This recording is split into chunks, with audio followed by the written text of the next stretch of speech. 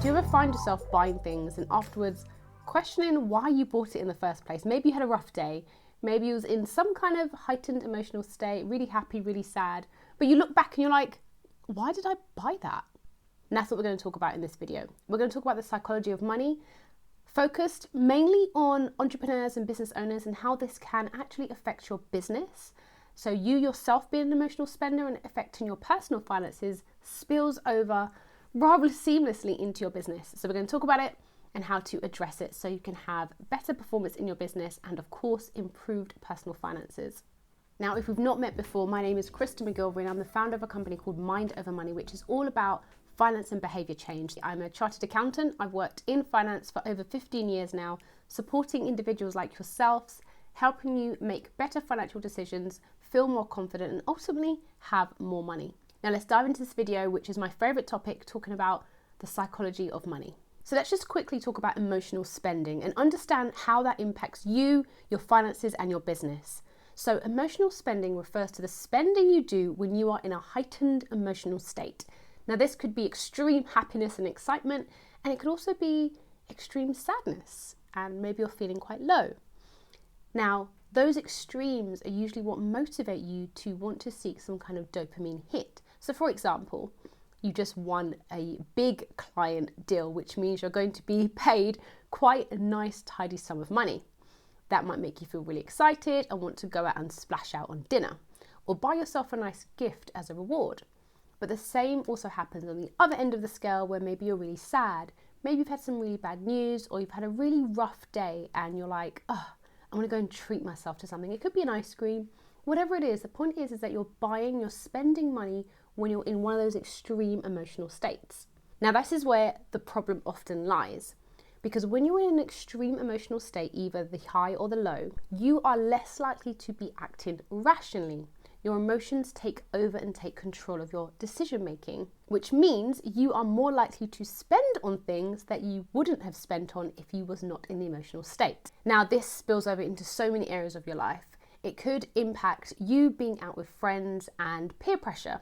In your business, like I gave the example of, winning a client or something not good happening in the business and causing you to spend emotionally. Ideally, would make decisions and financial decisions when we're in a stable emotional state, which means bang in the middle, not one way to the left or not one way to the right.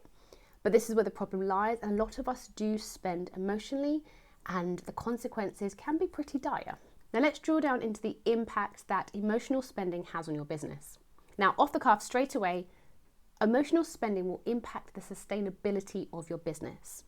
Now, if we take a step back, it's likely, and I assume that you guys have, you would have built out a business plan, a financial plan for your business. Now, in this financial plan, you would have included what you're doing and when. For example, when you're investing in certain products or services to support your business, when you're going to start marketing, you'd have an idea of costs that you're going to incur and the timing of those costs. Now, if you are emotional spending, whether that's within the business or it sees you take money from the business and paying yourself as the director more than you intended, you are going to affect the sustainability of your business. One situation I often hear about is people being really excited and motivated after speaking to a business coach. The business coach says all the right things that gets you really excited about working with them. That's not to say whether they are or they are not the right people to work with, but if you make that emotional decision in the moment, when you're in that heightened emotional state and you haven't had time to rationally think through the decision and make sure it aligns perfectly with your financial goals for your business, it's likely that that decision will negatively impact your business. One thing I do when I'm working with someone like yourself and we are discussing the possibility of you working with me, whether that's on your personal or business finances, I do what most people don't do when it comes to selling. I tend to not encourage the decision to be made there and then because I want to make sure that you are in a rational state of mind before you agree to work with me. So I give you the information and let you come back to me and say yes or no. That way, I ensure you are not in a heightened emotional state and will regret this decision later. Now, two other areas, of course, that are impacted by emotional spending in your business is impacting your wealth building strategies for yourself. So depending on the type of business that you will have plans for yourself in terms of increasing your personal wealth. Now, emotional spending either in your business or your personal finances will be negatively impacted as a result. And finally, if you do have a plan, you have a roadmap to get investment, again, if you are emotionally spending in or out of your business and it's impacting your business, it's going to impact the likelihood of you being invested in as you would have liked. Okay, now let's race to some strategies that will help you be better with emotional spending, because it affects most of us, especially if you are in control of the purse strings of your business and you can do what you like, right? The first step is to build awareness. So this comes after you being clear about what you are doing and what you plan to do. So having a business plan is ideal because that provides something that you can cross-check against to see whether you are overspending or emotionally spending when you don't plan to be. So the first pillar is awareness. Another strategy that helps many people is delaying the purchase. This goes back to my example earlier about when I'm quoting a client about working with them, I delay their purchase. We have the conversation, they get clear about what's required, the cost, and they come back to me later and decide whether they want to buy. You can do the same thing with anything you want to purchase. You have the information, you've seen a nice coach you want to work with, or whatever it may be. You can then pause and think through and decide whether this is the right thing to buy and spend your money on, instead of buying in that moment when you are in a heightened emotional state. Another tip, which I hope you like it, is obviously budgeting. So this is you staying on top of and being very clear about your financial spending in your business and outside of your business. So knowing how much you had in your budget and managing the spending and the maintenance of that budget as you go through the month.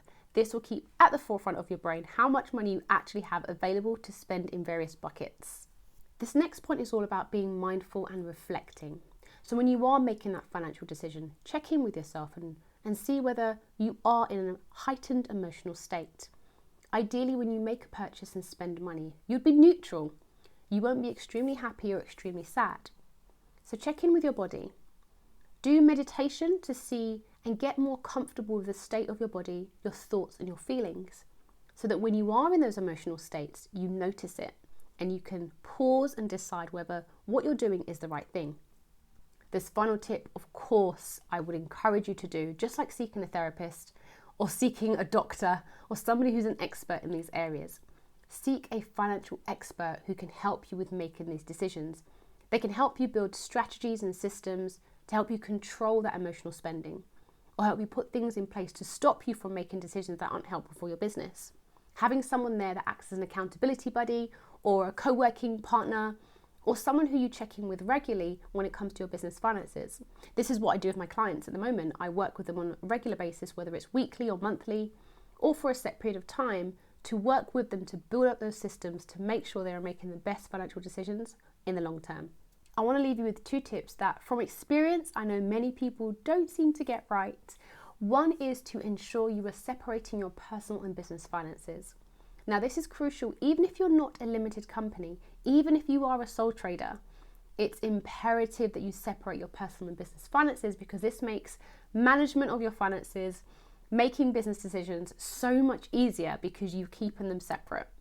And if you're not sure how to do this, you could go about paying yourself into your own bank account from your business bank account and keeping track of that. But I urge you to separate the two. Now, the other point is all about carrying out regular reviews. Make an effort to diary in every month time to sit down and review your financial circumstances. Now, this applies to both your personal and business finances, but I'm going to lean into the business area. Take time to check. How much have you spent in your business in the last month? How much money did you bring in? And what was that made of? How many sales did you get? Did you achieve the targets you'd set out for yourself the previous month? Why? Why not? Get very clear about where your money has gone and how much you brought in, and of course your profit figure. And of course, check your cash flow to make sure that is healthy and sustainable going forward. Carving out time for that financial review is imperative. It also gives you motivation and clarity on where you are and where you're going, and confidence about what you're doing. So I hope you enjoyed that very short video. We spoke about emotional spending, how it can negatively impact your personal and business finances, and things you can do to turn it around and avoid emotional spending. And then 2 key tips at the end, which is about reviewing your finances regularly and keeping your personal and business finances separate. Now, below I've shared a couple of links that will help you with the information I've shared in this video today, and I hope you find it useful. Until next time, Krystle signing out.